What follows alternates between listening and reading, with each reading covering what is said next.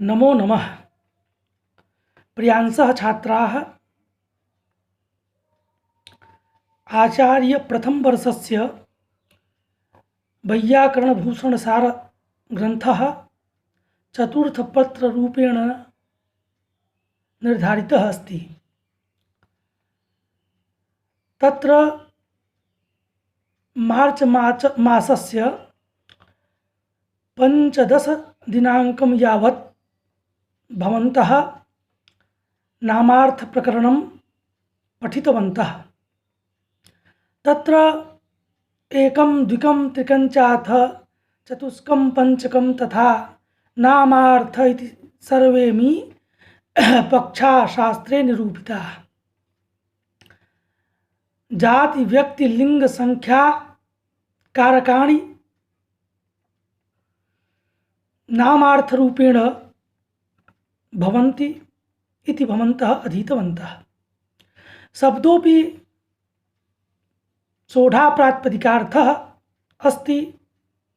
न सोऽस्ति प्रत्ययो लोके यः शब्दानुगमादृते अनुविद्धमिव ज्ञानं सर्वं शब्देन भासते इत्यादिना शब्दोपि प्रातिपदिकार्थः भवति इत्यपि भवन्तः तत्र पठितवन्तः।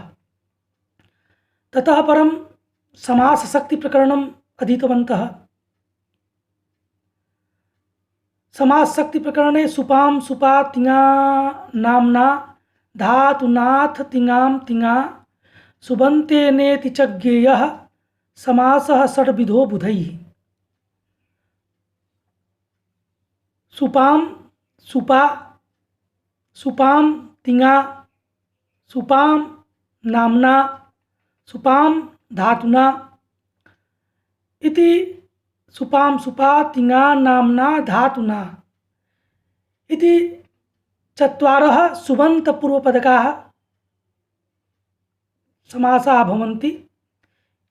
तथा च तिङाम तिङा तिङाम सुपा द्वौ समासौ तिङन्तपूर्वपदकौ भवतः इत्यपि तत्र अधीतवन्तः। उदाहरणानि अपि तत्र पठितवन्तः।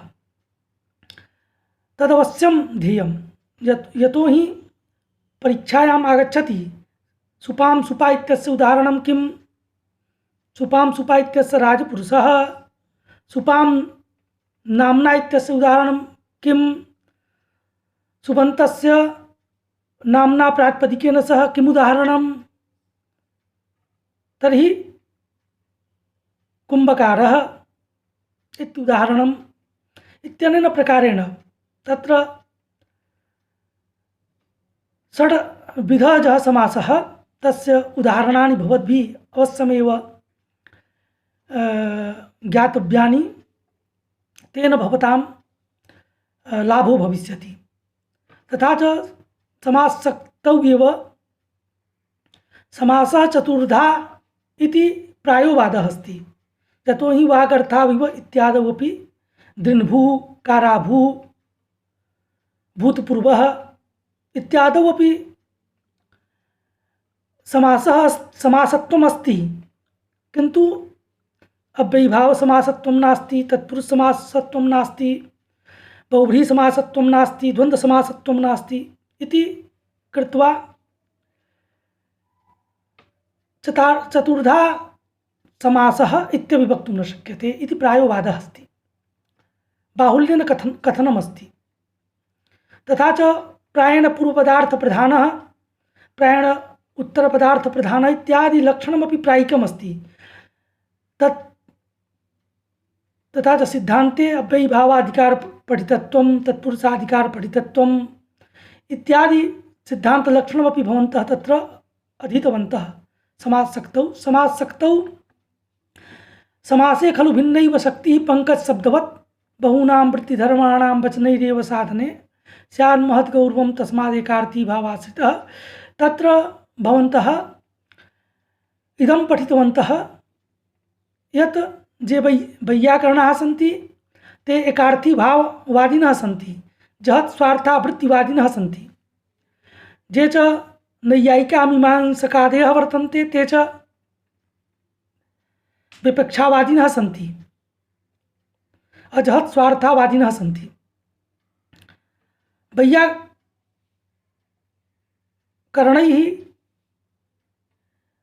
अनेकाभिः युक्तिभिः एकार्थीभावपक्षः तत्र सिद्धान्तीकृतः। एकार्थीभावपक्षः एव वैयाकरणैः स्वीक्रियते, तस्यैव सिद्धान्तत्वं तत्र प्रतिपादितम् इत्यपि भवन्तः तत्र अधीतवन्तः समाजशक्तौ।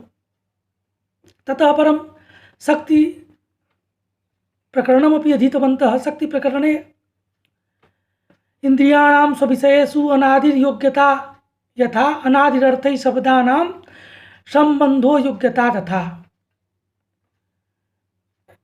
इंद्रियाणां चक्षुरादीनां स्वविषयेषु घटादिषु रूपादिषु यथा अनादियोग्यता वर्तते तथैव शब्दानामपि अर्थैः सह सम्बन्धरूपयोग्यता वर्तते। एतेन आगच्छति अनादिबोधकारणत्वयोग्यता शक्तिः। कौण्डभट्ट मतानुसारेण अनादिबोधकारणत्वयोग्यता रूपा शक्तिः अपि शक्तिः इत्यपि भवन्तः शक्तिप्रकरणे अधीतवन्तः। लक्षणावृत्तेः अन्यथा सिद्धिमपि तत्रैव पठितवन्तः। ततः परं नयर्थ प्रकरणम् आगतं। नयर्थ प्रकरणे भवन्तः इदम् अधीतवन्तः यत् नयसमासे चापरस्य प्राधान्यात् सर्वनामता आरोपितत्वं नयदोत्यं न यशोप्यति सर्ववत्। जेन प्रकारेण अतिसर्वः नयसमासे च अपरस्य अर्थात् उत्तरपदार्थस्य प्राधान्यं भवति। उत्तरपदार्थस्य प्राधान्यात् असर्वशब्दे सर्वनामता सिद्ध्यति। न सर्वः असर्वः तस्मै असर्वस्मै इति रूपं भवति इति रूपम् इष्टमस्ति। यदि उत्तरपदार्थस्य प्राधान्यं न स्यात् तर्हि असर्वस्मै इति इष्टं रूपं न स्यात्, अपितु असर्वाय इति रूपं स्यात्। यदि नयर्थस्य प्राधान्यं स्यात् तर्हि असर्वाय इति अनिष्टं रूपं स्यात्, किन्तु इष्यते असर्वस्मै इति रूपम्। असर्वस्मै इति रूपं तदानीं भवितुमर्हति यदा उत्तरपदार्थस्य प्राधान्यं भविष्यति नयसमासे। तदा नयर्थः कः भविष्यति? तर्हि आरोपितत्वं नयदोत्यम्। आरोपितत्वम् आरोपविषयत्वम्। आरोपमात्रं नयर्थः, विषयत्वं संसर्गः। तेन किं भवति? असर्वस्मै इति रूपं भवति। अन्यथा सर्वान् अतिक्रान्तः तस्मै अतिसर्वाय इति जेन प्रकारेण इष्टं रूपं भवति तद्वत्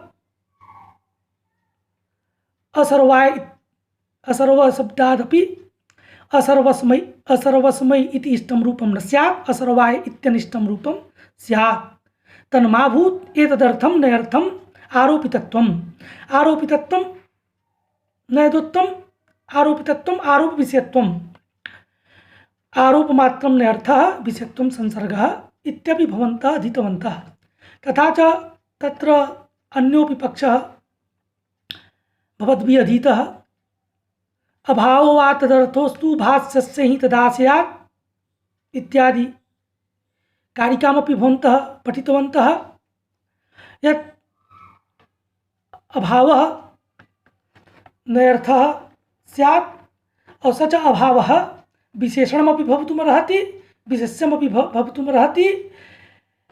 विशेष्यपक्षे अपि समाधानं भवन्तः अधीतवन्तः, विशेषणपक्षे अपि समाधानम् अधीतवन्तः एव। तथा च नयर्थाः षड् भवन्ति। तत्सादृश्यमभावश्च तदन्यत्वं तदल्पता अप्राशस्त्यं विरोधश्च नयर्थाः षट् प्रकृतिताः इति शरणां नयर्थानाम् उदाहरणानि अपि भवन्तः अधीतवन्तः। तदवश्यं भवद्भिः ध्येयं, यतोहि परीक्षायाम् आगच्छति। तत्सादिस्य इत्यस्य किमुदाहरणं, तदन्यत्व इत्यस्य किमुदाहरणम् इत्यनेन प्रकारेण। अतः नैरर्थासत् प्रकृतितः इत्येतत् सर्वं नैरर्थप्रकरणे अधीतवन्तः। इतः परं निपातार्थप्रकरणं समागतम्। निपातार्थप्रकरणमपि भवन्तः ऑफलाइन कक्षायाम् अधीतवन्तः। तत्र द्योतकापराधयोजेन निपाताश्चादयस्तथा उपास्येते हरिहरौ लकारो दृश्यते यथा इत्यपि अधीतवन्तः। तत्र निपातार्थप्रकरणे भवन्तः पठितवन्तः यत् नैयायिकाः एवं वदन्ति, नैयायिकानां मते उपसर्गाणां द्योतकत्वं प्रादयः ये सन्ति ते द्योतका भवन्ति और चादयः वाचका भवन्ति इति वैषम्यं ते प्रतिपादयन्ति नैयायिकाः। किन्तु वैयाकरणाः वदन्ति नहीं वो, प्रादयः चादयश्च द्योतका एव। वैयाकरणानां मते प्रादीनामपि द्योतकत्वम् उपसर्गाणामपि द्योतकत्वं चादीनामपि द्योतकत्वम् एव भवति, वाचकत्वं नास्ति इति वैयाकरणाः प्रतिपादयन्ति। तत्र हेतुदत्तः तत्सर्वम् आदाय एव अयं श्लोकः समागतः। द्योतकापराधयो येन निपाताश्चादयस्तथा उपास्येते हरिहरौ लकारो दृश्यते यथा। द्योतका जेन हेतुना प्रादयः द्योतका भवन्ति, तेनैव हेतुना चादयः अपि द्योतका भवन्ति। उपास्येते हरिहरौ लकारो दृश्यते यथा। उपास्येते हरिहरौ आस धातु अकर्मकः अस्ति, किन्तु यदा उपसर्गः आगच्छति उपसर्गेण सह आस धातोः प्रयोगः भवति, तदानीम् उपासनारूपः अर्थः आगच्छति। उपासनारूपः यदा अर्थः भवति तदा धातुः सकर्मकः भवति। तर्हि उपास धातुः सकर्मकः, उपास धातुः सकर्मकः भवति। अस्मात् कारणादेव आस धातुः उपसर्गः यदा उपासनारूपस्य अर्थस्य द्योतको भवति, आस धातुः एव उपासनारूप अर्थस्य वाचको भवति। अस्मात् कारणात् आस धातुः सकर्मको भवति और सकर्मको भवति अस्मात् कारणात् कर्मणि लकारो भवति। उपास्येते हरिहरौ, हरिहरौ इत्यत्र प्रथमा अस्ति, तो उपास्येते हरिहरौ कर्मणि लकारः अस्ति। अस्मात् कारणात् कर्मणः उक्तत्वेन कर्मणि प्रथमा। तो उपास्येते हरिहरौ अत्र कर्मणि लकारः अस्मात् कारणात् जायते, यतोहि उपसर्गः उपासनारूपस्य अर्थस्य द्योतकः अस्ति। आस धातु एव उपासनारूपस्य अर्थस्य वाचकः अस्ति। अतः धातुः सकर्मको भवति, सकर्मकात् कर्मणि लकारः सिद्धो भवति। तत्र अन्ते निपातार्थप्रकरणे भवन्तः पठितवन्तः ऑफलाइन कक्षायां यत् प्रादीनां द्योतकत्वं चादीनां वाचकत्वं स्यात् भवतु नाम, किन्तु वैषम्यं यत् उपपादयन्ति भवन्तः, अर्थात् प्रादयः वाचक द्योतकाः चादयः वाचकाः इति वैषम्यम् अस्माभिः न स्वीक्रियते। अन्ते कौण्डभट्टेन इदं प्रतिपादितम् इत्यपि अधीतवन्तः भवन्तः यत् वैषम्यं यत् प्रतिपाद्यते तत् समीचीनं नास्ति। यदि प्रादीनां द्योतकत्वं स्वीक्रियते तर्हि चादीनामपि द्योतकत्वं स्वीकुर्वन्तु भवन्तः नैयायिकाः। यदि वाचकत्वं स्वीकुर्वन्ति चादीनां तर्हि प्रादीनामपि द्योतकत्वं स्वीकुर्वन्तु। चादीनां वाचकत्वं तर्हि प्रादीनामपि वाचकत्वं स्वीकुर्वन्तु। प्रादीनां द्योतकत्वं तर्हि चादीनामपि द्योतकत्वं भवन्तः स्वीकुर्वन्तु इत्येव वैयाकरणानाम् आग्रह द्योतकत्वं वा स्यात् वाचकत्वं वा स्यात् समानरूपेणैव अङ्गीकर्तव्यं। तत्र साक्षात् क्रियते शिवः इत्यादीनि अपि उदाहरणानि दत्तानि सन्ति। अतः तेन हेतुना चा निपाताः अपि द्योतका भवन्ति इत्यपि भवन्तः ऑफलाइन कक्षायाम् अधीतवन्तः। इदानीं त्वादिभाव प्रत्यार्थ प्रकरणमादाय भवतां समेषां पुरस्तात् अहं समुपस्थितः। किं भवति? त्वादि भाव प्रत्यार्थ अर्थात त्वादि जे प्रत्ययः वर्तन्ते, त्व प्रत्ययः, तल प्रत्ययः, स्यय प्रत्ययः, भूय प्रत्ययः, भावार्थकाः जे प्रत्ययाः सन्ति, तेषां प्रत्ययानाम् अर्थः कः? त्वादीनां भाव प्रत्ययानाम् अर्थः कः इति जिज्ञासा निराकरणाय एव इदं प्रकरणम् आरब्धं कौण्डभट्टेन। तत्र भाव प्रत्यार्थमादाय श्लोकः दीयते, कारिका दीयते यत् कृत्तद्धित समासेभ्यो मतभेद निबंधनम त्वतलोरर्थ कथनम टीकायां हरिणा कृतम्। कृत्तद्धित समासेभ्यः इति एकं वार्तिकम् अस्ति। भर्तृहरिणा एकं वचनं लिखितं। कृत्तद्धित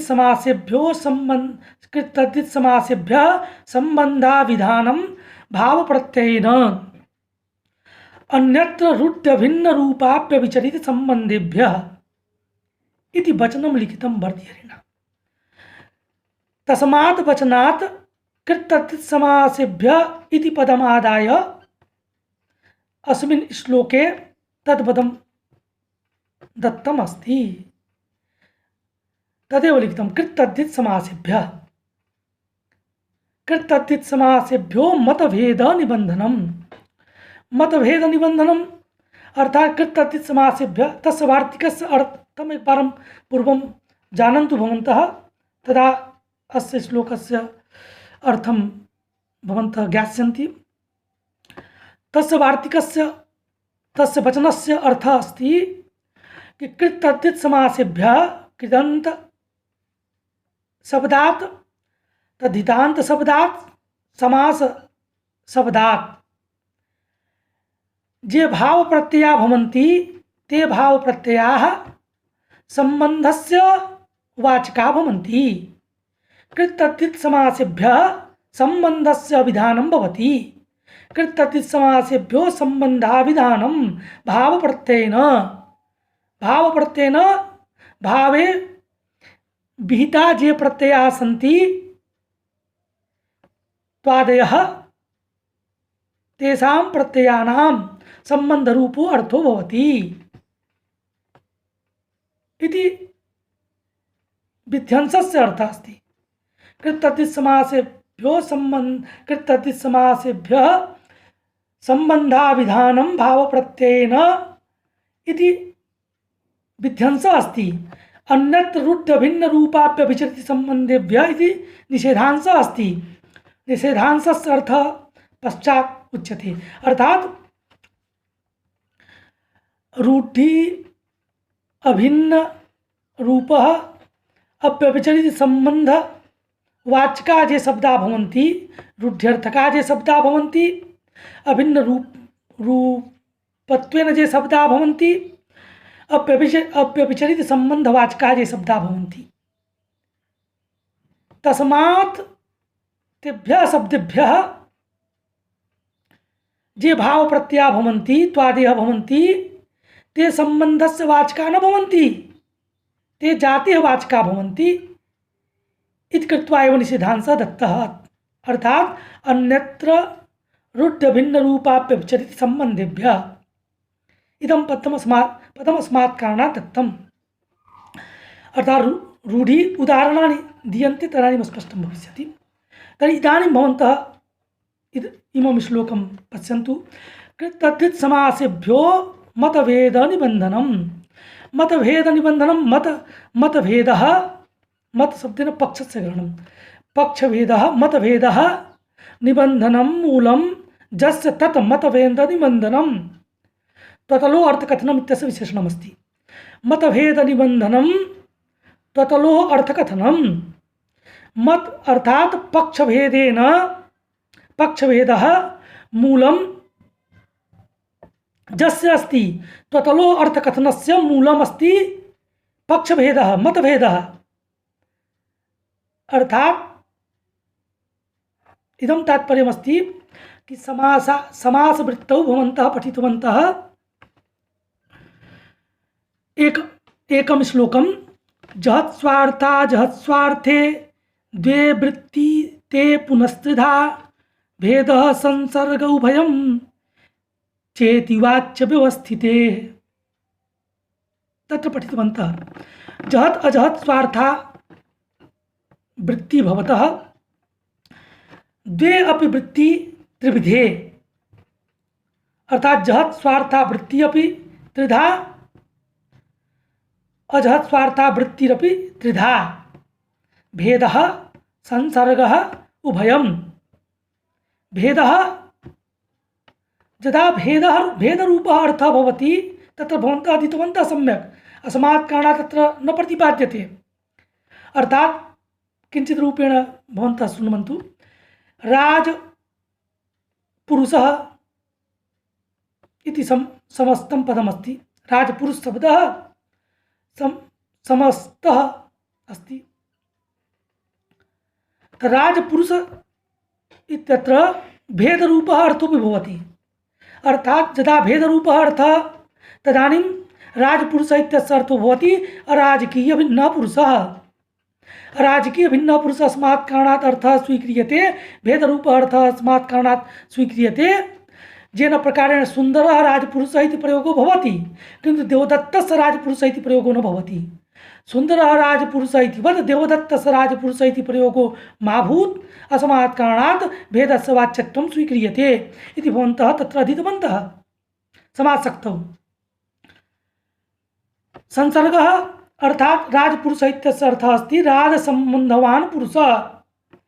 संसर्गरूपः अर्थः बोध्यते राजसम्बन्धवान् पुरुषः। उभयम् अर्थात भेदसंसर्गो भयम् इत्यपि पक्षः अस्ति। तदानीं राजपुरुषः इत्यस्य अर्थो भवति अराजकीय भिन्नः राजसम्बन्धवांश्च अयं पुरुषः इत्यर्थो भवति। एतत् सर्वं भवन्तः अधीतवन्तः समासक्तौ सम्यक् अधीतवन्तः। तर्हि मतभेदनिबन्धनम् अर्थात एते त्रयः पक्षाः सन्ति वृत्तौ समासादिवृत्तौ। एकार्थी भाव पक्षे जहत् स्वार्था वृत्ति पक्षे जहत् स्वार्था वृत्ति पक्षे एकार्थी भाव पक्षे अजहत् स्वार्था वृत्ति पक्षे विपक्षा भाव पक्षे। अर्थात एते त्रयः अर्था भवन्ति। अयमेव पक्षभेदः अस्ति। मतभेदनिबन्धनम् इत्यत्र मतभेदपदेन एते त्रयः पक्षाः एव स्वीक्रियन्ते।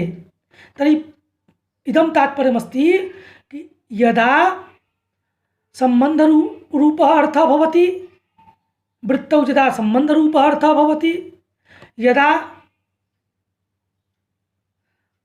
भेदसंसर्गो भयरूपः अर्थो भवति तदानीं सम्बन्धरूपः अर्थः कृतद्धितसमासेभ्यः सम्बन्धरूपः अर्थः भावार्थक प्रत्ययस्य भवति। त्वादि भावार्थक प्रत्ययस्य सम्बन्धरूपः अर्थः भवति।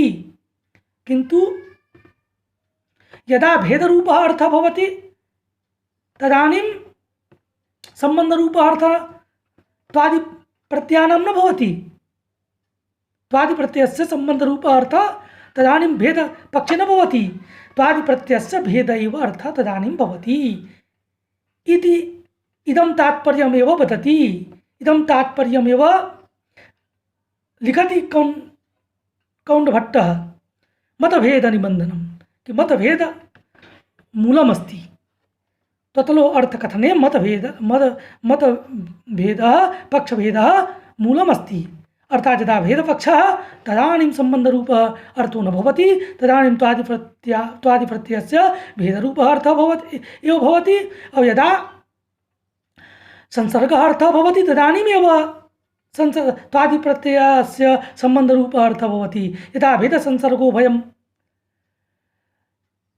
भेदसंसर्गोभयरूपः अर्थः भवति तदानीं सम्बन्धरूपः अर्थः भवति भेदपक्षे संसर्गरूपः अर्थः न भवति इदमेव तात्पर्यं वदति मतभेद निबंधनम त्वतलो अर्थकथनम त्वच तलच इति त्वतलौ तयोः त्वतलोः अर्थकथनम त्वप्रत्ययस्य तलप्रत्ययस्य अर्थकथनम टीकायां हरिणा कृतम भर्तृहरिणा टीकायाम अर्थात महाभाष्यस्य टीकायां दीपिकायां हरिणा भर्तृहरिणा कृतम त्वतलप्रत्ययस्य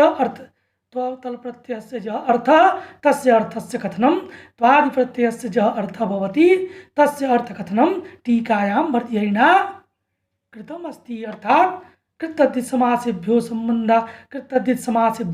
संबंधाविधानं भाव प्रत्ययेन अन्यत्र रूढ्य भिन्न रूपाभ्यभिचति संबंधेभ्य इति वचनद्वारा।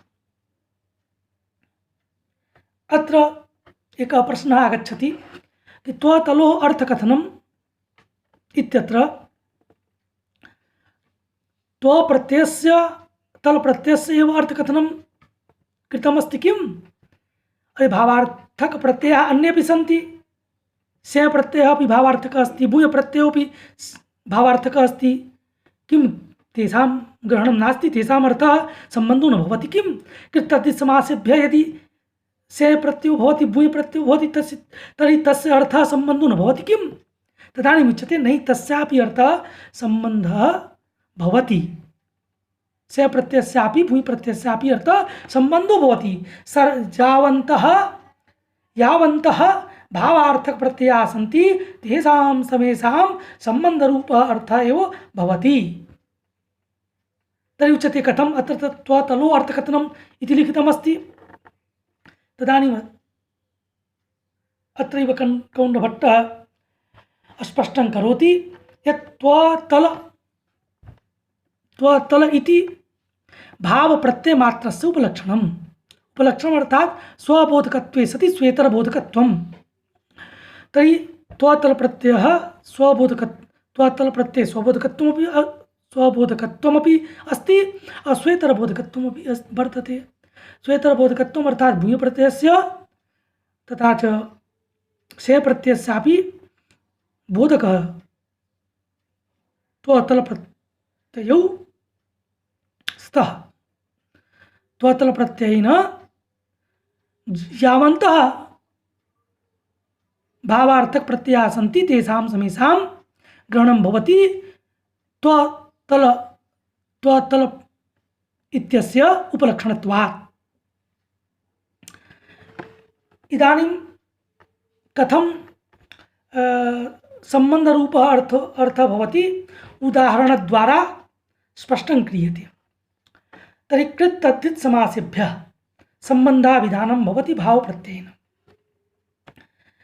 विध्यंसस्य उदाहरणानि दीयन्ते। प्रथममस्ति कृत। कृदन्तशब्दात् यदा भावार्थक प्रत्ययो भवति तदानीं सम्बन्धरूपः अर्थो भवति। यथा भवन्तः पश्यन्तु, कृदन्तशब्दः अस्ति पाचकशब्दः अथवा पक्तृशब्दः।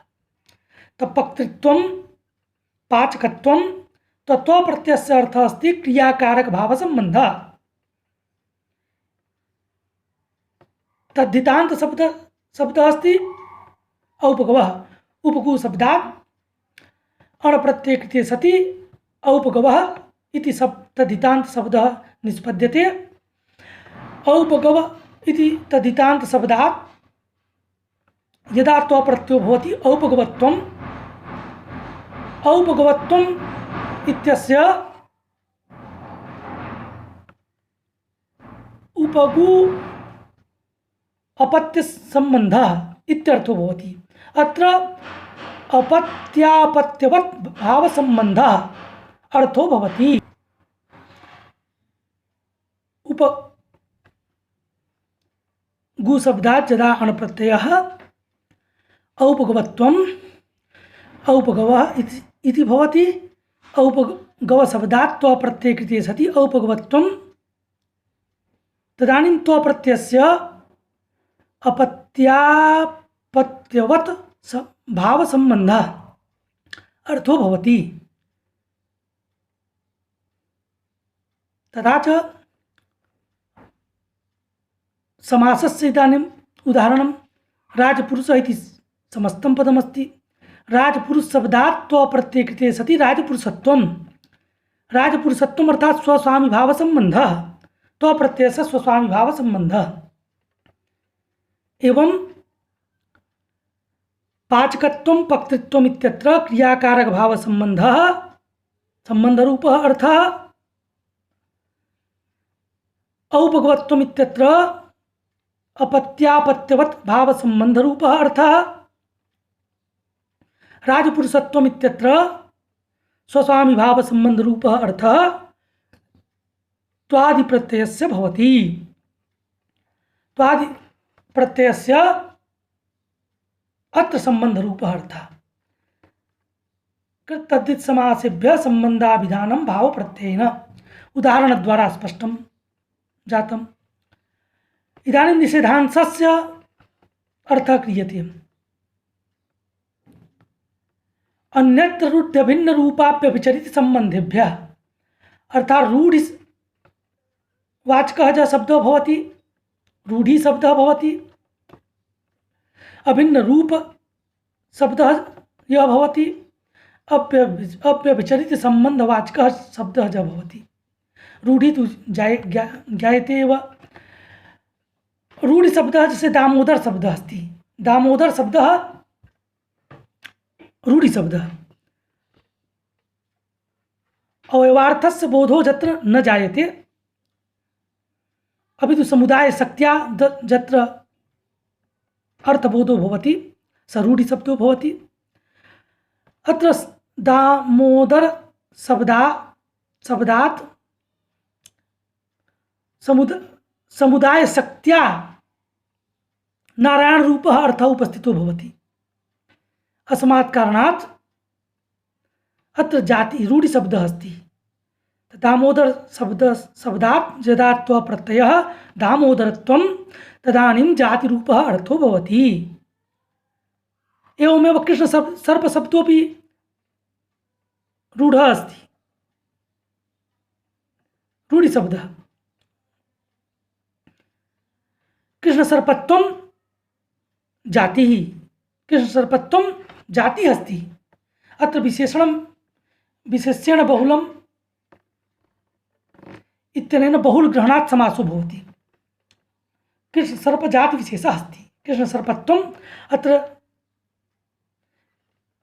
कृष्ण सर्पस्य बोधो न भवति, कृष्णत्वं तत्र न प्रतीयते, अपितु हिंदी भाषा में कहते हैं गेहुआ रंग वाला होता है कृष्ण सर्प। तो कृष्ण सर्पत्वं जाति विशेषः। अत्र संदेहः जायते यत् दामोदरत्वं जाति कथं। दामोदर शब्दस्य अर्थः अस्ति नारायणः। नारायणः तु एक एव। एकस्मिन् कथं जाति बुध्यते। सा घटत्वरूपः अर्थः नाना घटेषु घटत्वं भवति। अनेके घटा भवन्ति अस्मात् कारणात् घटत्वं घटत्व जातेः कल्पना। तर्हि तत्र घटत्वं जातिः। किन्तु नारायणस्तु एक एव। तर्हि नारायणत्वं कथं दामोदरत्वं कथं जातिः। दामोदरत्वं नारायणे एव तिष्ठति, एकस्मिन्नेव तिष्ठति। अनेक समवेतत्वाभावात् जातित्वं न सम्भवति। अनेक समवेतत्वाभावात् तदानीम् उच्यते कि एवं नास्ति। प्रत्येकं कल्पेषु नारायणः भिन्न भिन्न भवति। प्रत्येकं कल्पेषु भिन्न भिन्न नारायणः।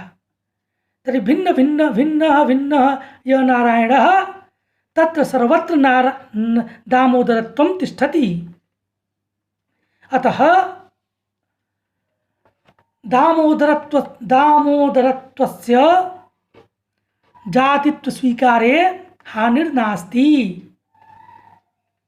नारायणः प्रत्येकं कल्पेषु भिन्नः भिन्नः नारायण रूपः अर्थो भवति।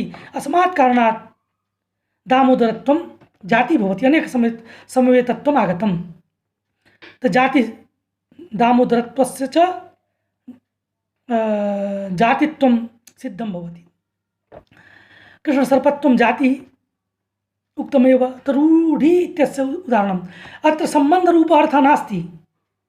समासः अस्ति दामोदरशब्दे। दामोदरशब्दे समासः अस्ति। कृष्णसर्पशब्दे समासः अस्ति। समासात् त्वप्रत्ययो अत्र भवति। दामोदरत्व कृष्णसर्पत्व तत्त्वप्रत्ययस्य तथापि अत्र सम्बन्धरूपः अर्थः नास्ति, जातिरूपः अर्थः अस्ति। अतएव दत्तं कि रूढिं परित्यज्य एव समास शब्दात् त्वादिप्रत्ययानां सम्बन्धस्य वाचकत्वं भवति। अर्थात् त्वादिप्रत्ययाः सम्बन्धस्य वाचकाः तदानीमेव भवन्ति। इदानीं रूढे उदाहरणानि भवद्भिः पठितानि। अभिन्न रूप इत्यनेन कि कश्चन तद्धितान्त शब्दः भवति तत्र प्रकृतिः एव अवशिष्यते, स भवति अभिन्न रूप शब्दः। तथा शुक्लः घटः, शुक्लशब्दात् शुक्लः अस्ति यस्य अस्मिन् वा इति विग्रहे कृते सत्य तस्यात् तस्मिन् इति मतु इत्यनेन मतु प्रत्ययो भवति शुक्लशब्दात्। मतु प्रत्यये कृते सति गुणवचनेभ्यो मतुपो लुगिष्ठ इत्यनेन मतु प्रत्ययस्य लुक् भवति। तदानीं शुक्ल इति प्रकृतिमात्रम् अवशिष्यते। शुक्लः पटः अत्र अभेदसम्बन्धः। अस्मात् कारणात् शुक्लशब्दः अभिन्नरूप वाचकः शब्दः। कृष्णशब्दः एवमेव कृष्णशब्दादपि गुणवाचकात् शब्दात् किं भवति? मतु प्रत्ययस्य लुक् भवति। मतु प्रत्ययस्य यदा लुक् भवति तदानीं अभिन्न रूपे एव आगच्छति, प्रकृतिमात्रम् अवशिष्यते। प्रकृतिमात्रम् अवशिष्यते तदानीम् अभिन्न रूपशब्दः। तभिन्न रूपशब्दादपि यदा त्वादयः प्रत्ययाः भवन्ति तदा त्वादीनां प्रत्ययानां सम्बन्धरूपो अर्थो न भवति।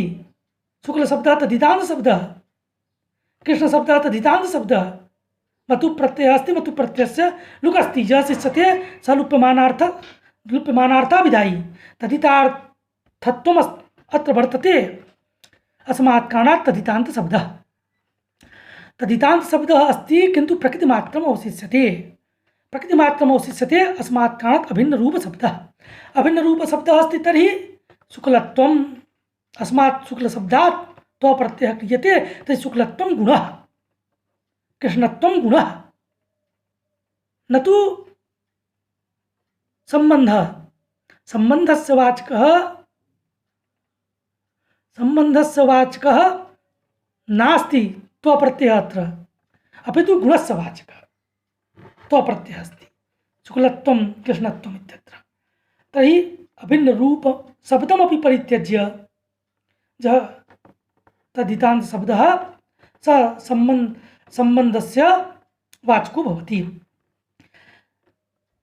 तर्हि शुक्लत्वं गुणः, कृष्णत्वं गुणः। अव्यभिचरित संबंधः अर्थात नित्य संबंधः। येन पदार्थेन सह जस्य नित्य संबंधः सः अव्यभिचरित संबंधः।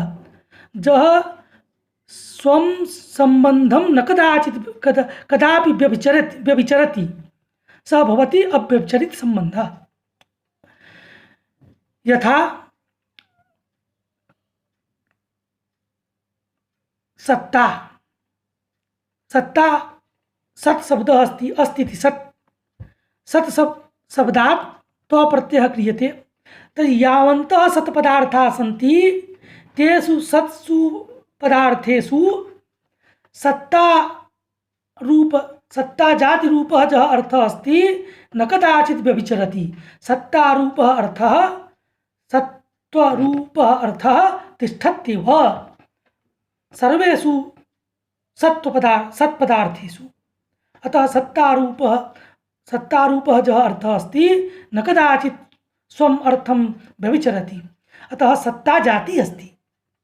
तर्हि सत्ता अव्यभिचरति सम्बन्धवाचकः अस्ति सत्ता शब्दः।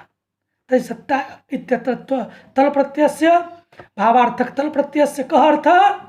जातिरूपः अर्थः। सत्ता जातिः सत्त्वं जातिः न तु सम्बन्धः। सम्बन्धस्य वाचकः अत्र त्व प्रत्ययः नास्ति।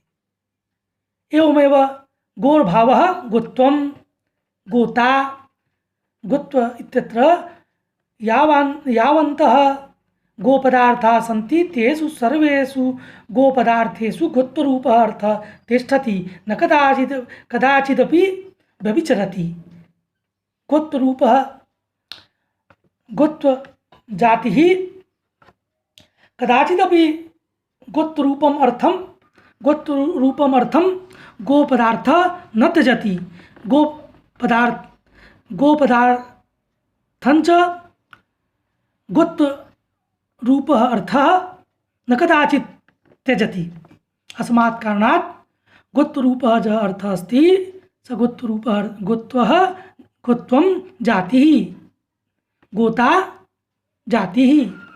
अत्रापि अयम् अव्यभिचरित सम्बन्धस्य उदाहरणम्। इत्थं निषेधान् एवं निषेधांशस्यापि उदाहरणानि भवद्भिः पठितानि। यत् त्व रूढि दामोदरत्वं कृष्ण सर्पत्वं जातिः रूपः अर्थः अत्र भवति भावप्रत्ययस्य। शुक्लत्वं कृष्णत्वं अभिन्न रूप शब्दात् जो त्व प्रत्ययः भाव प्रत्ययः त्व प्रत्ययः तस्य अर्थः भवति गुणः। एवमेव सत्ता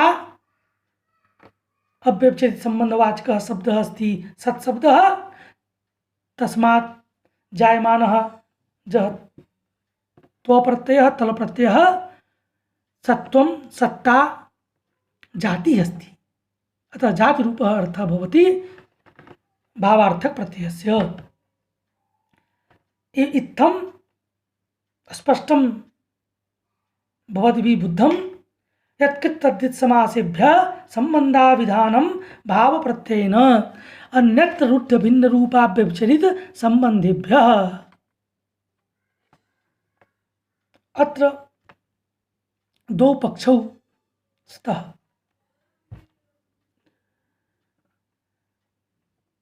प्रथमः पक्षः प्रकृत्यर्थे प्रकारीभूतः भाव प्रत्यार्थः प्रकृतिजन्य बोधे प्रकारीभूतो भाव प्रत्यार्थः इति प्रथम पक्षः अस्ति।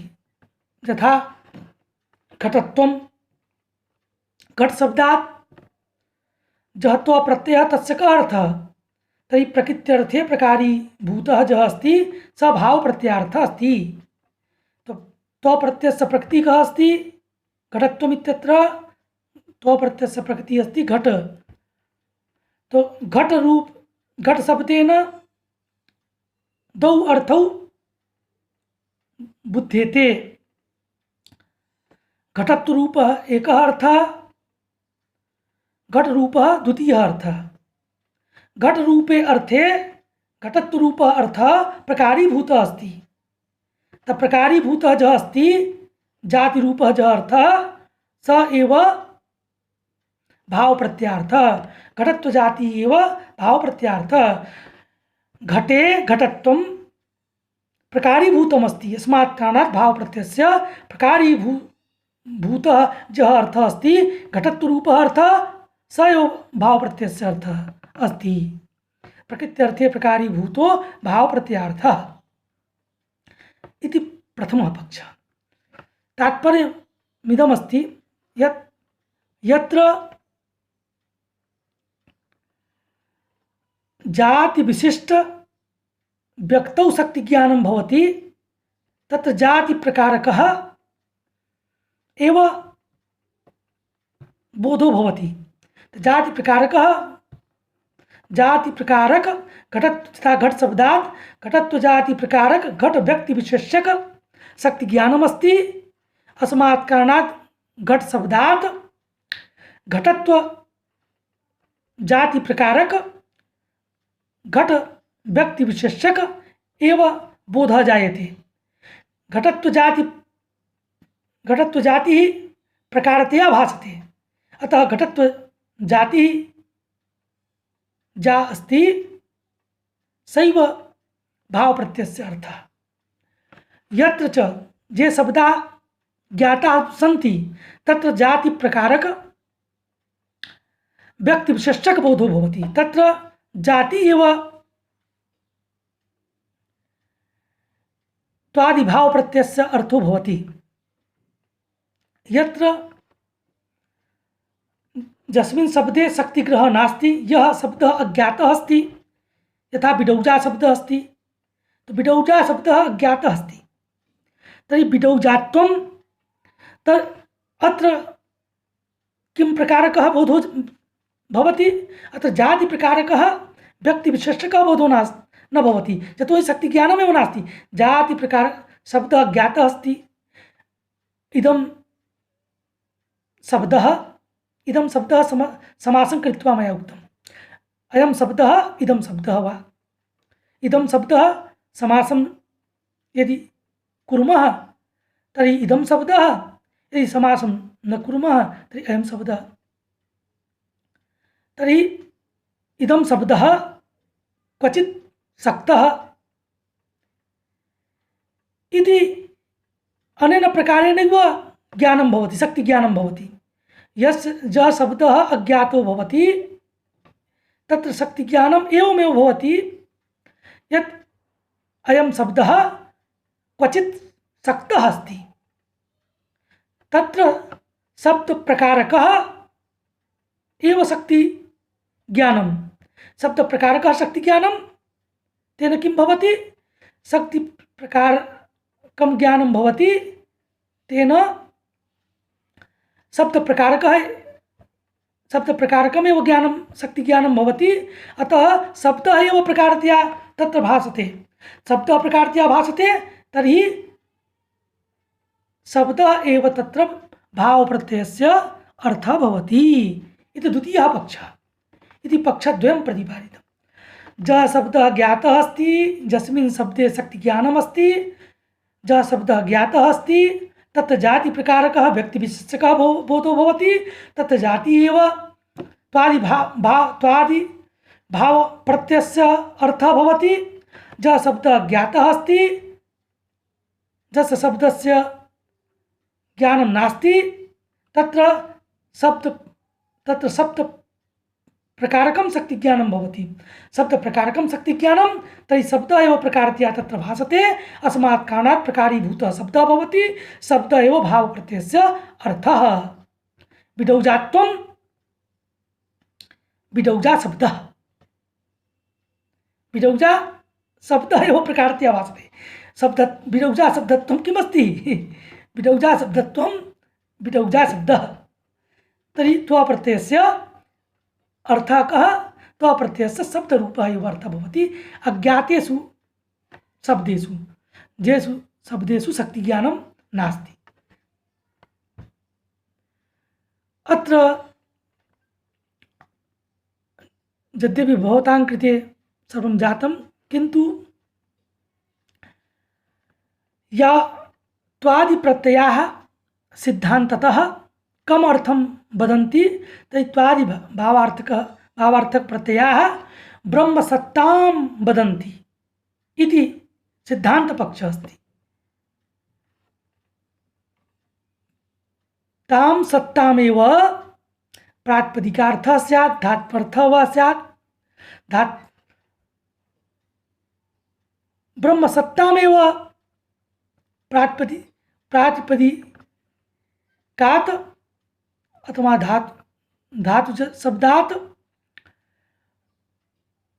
भाव प्रत्यया जे विधीयन्ते तेषां भाव प्रत्ययानां ब्रह्म सत्यारूपः एव अर्थः भवति इति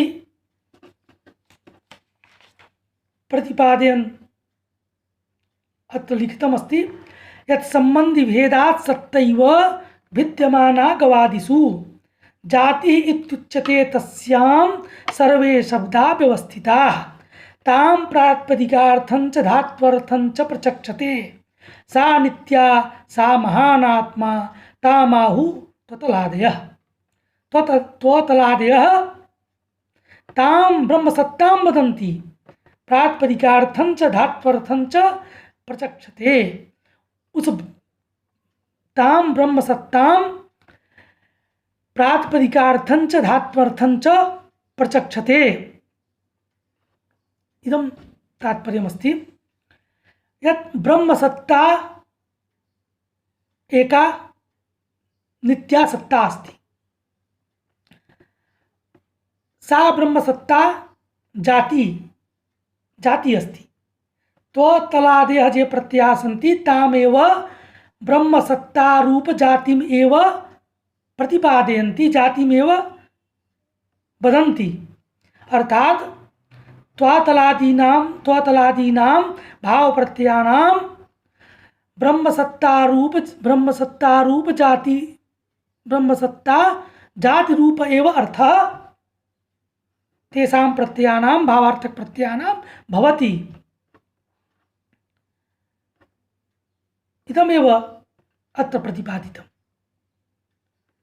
अत्र संदेहो भवति यत् ब्रह्मसत्ताम् एव यदि त्वतलादयः वदन्ति सा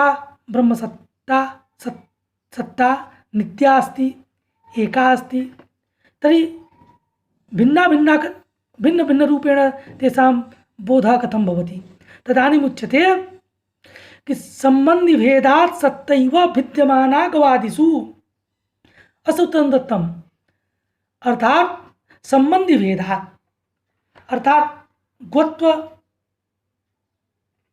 रूपाया सत्ता अस्ति तत्संबंधी गोरूपः अर्थः अस्ति गवादिषु गोत्व रूपाया सत्ता अस्ति सा गवादौ तिष्ठति संबंधी भिन्नः भिन्नः अस्ति अर्थात गौ भिन्नः अश्वः भिन्नः संबंधी भेदादेव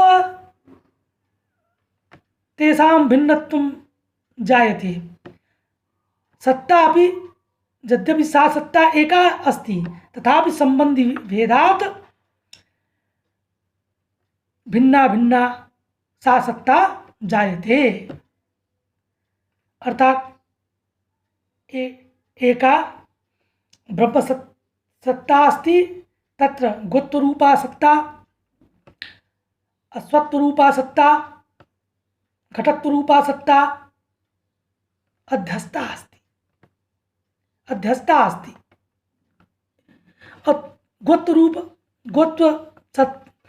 गोत्व सत्ता रूप जाति जा वर्तते तत्संबंधी गो पदार्थ अस्ति अतः गोत्व सत्ता संबंधी जह गो पदार्थः अश्वत्व सत्ता अपि तत्र अध्यस्ता अस्ति अश्वत्व सत्ता विशिष्ट ज अश्व अस्ति संबंधी भेदात् भिन्ना अस्ति तो भिन्ना भिन्ना अस्मात् कारणादेव भिन्नत्वं जायते संबंधी भेदात् भिन्नत्वं तत्र जायते किंतु सा ब्रह्मसत्ता जा वर्तते एक रूपा तां सत्तामेव सर्वे त्वतलादयः भावार्थक प्रत्यया तां सत्तामेव वदन्ति इति परमार्थः अद्य अत्रैव त्वादि प्रत्यार्थ निरूपणं जातं पुनः पश्चात् कदाचित् आगमिष्यामि धन्यवादः।